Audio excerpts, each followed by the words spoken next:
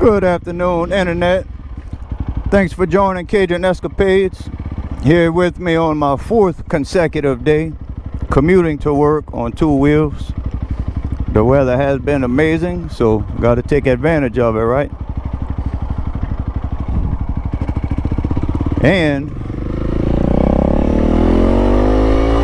I'm about to do something that I've only done once before, and it's not really ideal for this bike, especially since I lost top end miles per hour with the MotoX exhaust. We're about to get on Highway 90, but that's all right. We'll be able to maintain 70. And it's kind of windy, but we'll be all right. When my bike was stock, I did a top speed run on this road, and it was very, very windy, and I was able to get it up to 81.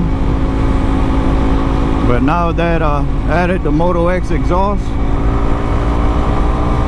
I gained a lot of low end grunt torque,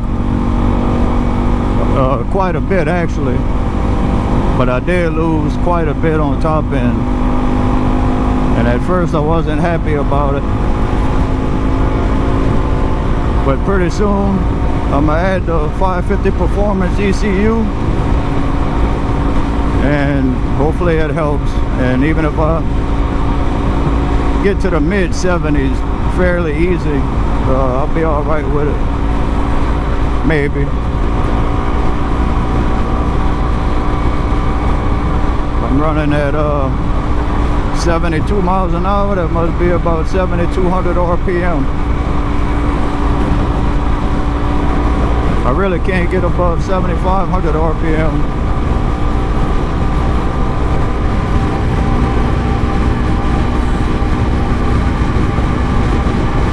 Ooh, the bike is real unstable. I'm gonna let off. That front end is dancing around, wobbling left to right.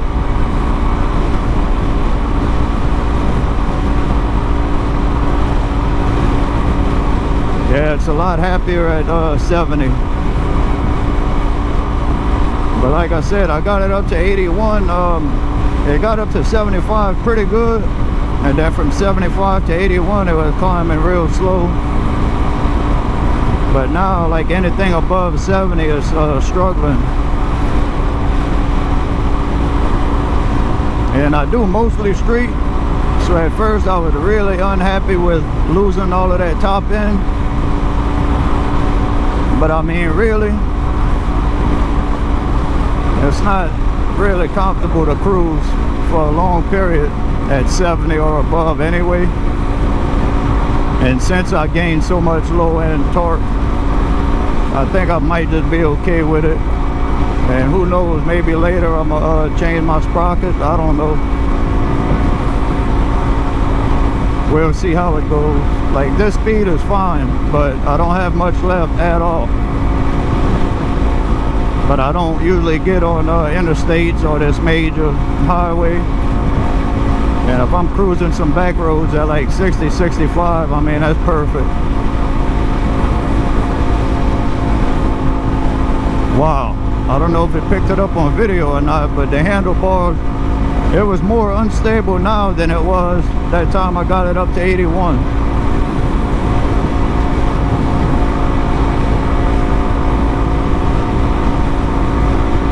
I stayed in it though.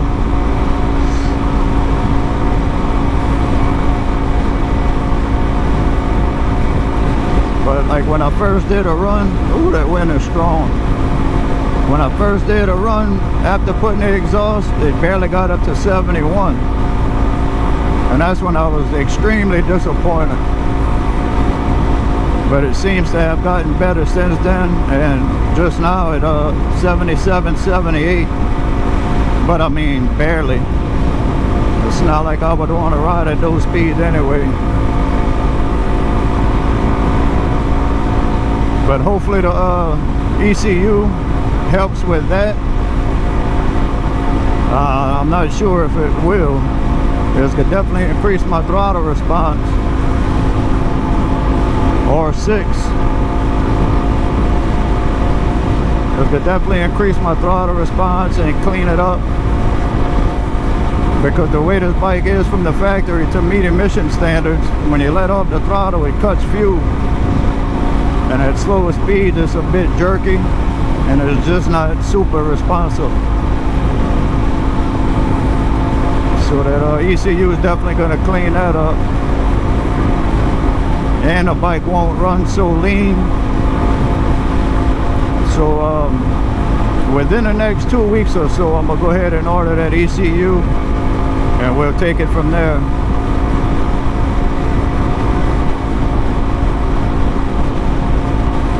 I'm about 175 pounds. I know some people was getting 85, and one fella even got 87 on his 300L. I don't know how much they weigh, but I'm 175, soaking wet. But I still love this bike, you know. And you know, may have been able to see how unstable it was at that speed. So whether it goes 75 or 78 doesn't really bother me that much. But the fact that I don't have any power left after like 70 bothers me. Well, the worst part is sometimes it feels like after 60 or 65 it climbs to 70 real slow. I don't like that either. The bike is very, very good up to like 40, 45. But you know, if it's gonna climb real slow from 60 to 70 or 65 to 70, that's the biggest thing I don't like. But I don't know, I'm getting happier with it as time goes on. I mean, I've been loving the bike. It's the exhaust I'm talking about.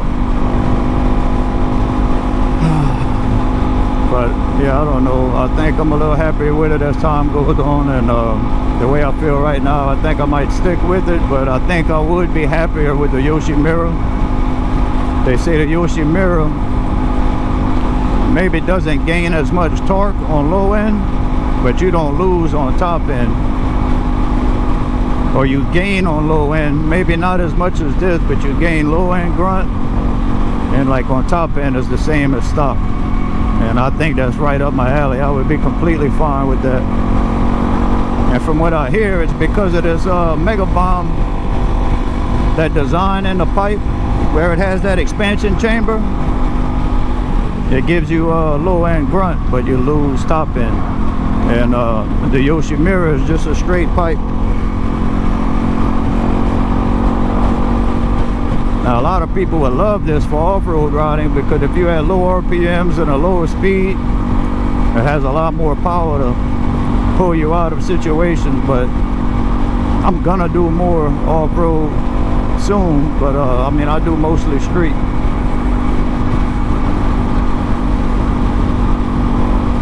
But anyhow, the other day I popped it up, I got the front wheel off the ground in first gear, no clutch.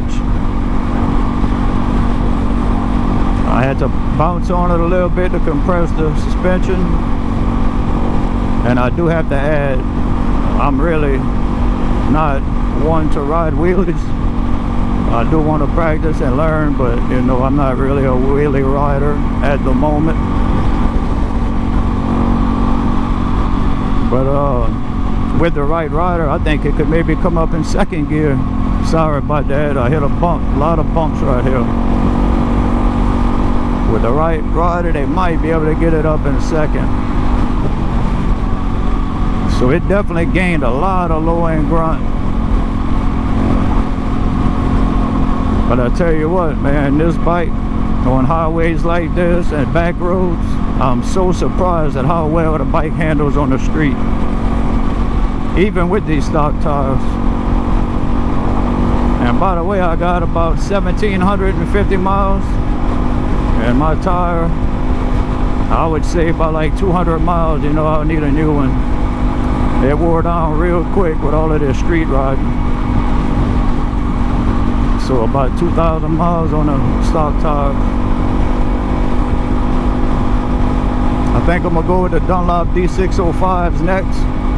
I really was looking into the Continental TKC 80s, but now they have a recall, a large recall on those tires. So I think I'm gonna go with the Dunlop D605.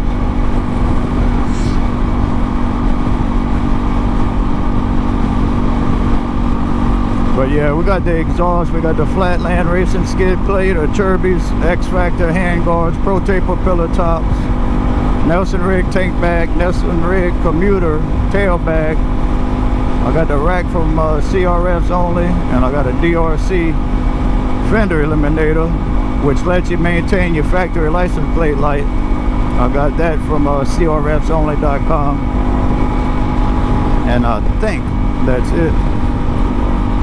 But we're gonna go ahead and add the ECU and take it from there, you know.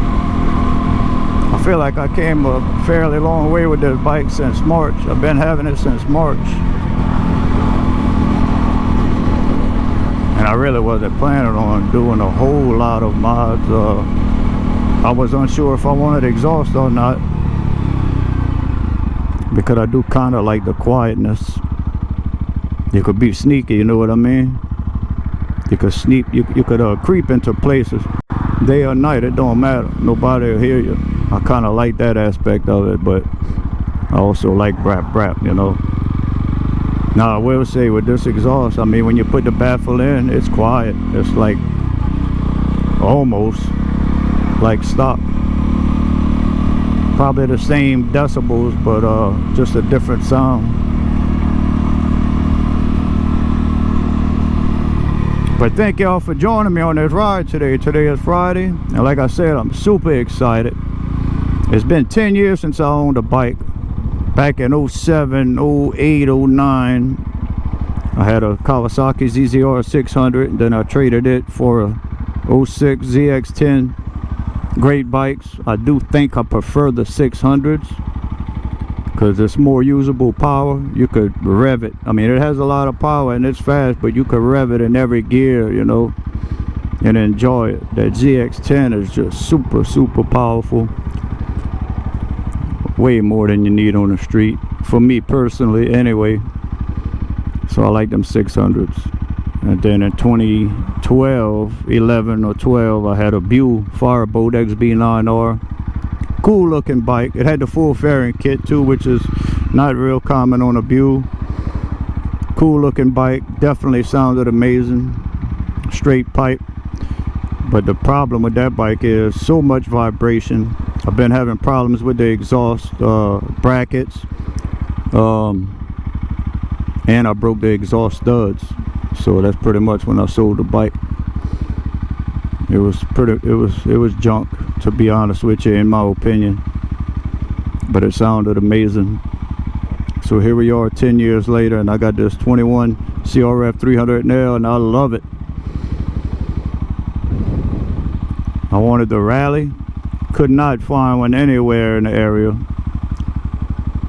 But my local dealer is supposed to be getting one. I'm gonna go check next week. I'm gonna look at it, sit on it, see what I think. But I really, right now I'm kind of thinking I want to keep this bike and get a CB500X.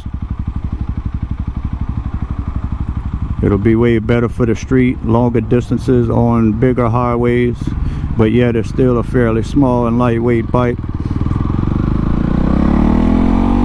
And I guess, you know, for me, coming from the sport bike, I mean, I like to have fun or whatever, and hey, if I can't ride, I want to at least look cool doing it, you know. And the CB500X, I think what most people would think is it doesn't have the cool factor. Oh, what you doing on a bike like that, you know, this and that. Get a real bike, get a Harley, get a BMW S1000 RR, you know. But I don't care about that nowadays, you know. I'm 41 years old, and I think the CB500X is just about, a 650X would be better, but CB500X is just about the perfect bike out there for me right now. Parallel twin, decent low end torque. You could easily do highway speed 70, 80, 90. Might be struggling, but it'll do, I think, in the upper 90s. So yeah, right now I'm really digging the CB500X, but I do not want to trade this. I've kind of been torn about that. Maybe get it right now if I trade this, but I don't want to trade this, so I might wait till next year and see what happens. And if I end up not getting two bikes, I might, and I only keep this one, then I might get Supermoto wheels in the future and just swap back and forth between Supermoto and the Dual Sport. But right now, where I'm at is I want a CB500X. But I love my baby right here, Tête Rouge. Her name is Tête Rouge. That's redhead in French. But anyway, people, I'm gonna go ahead and cut this one out. Thank y'all so much for joining me on this ride. And we're gonna have some shenanigans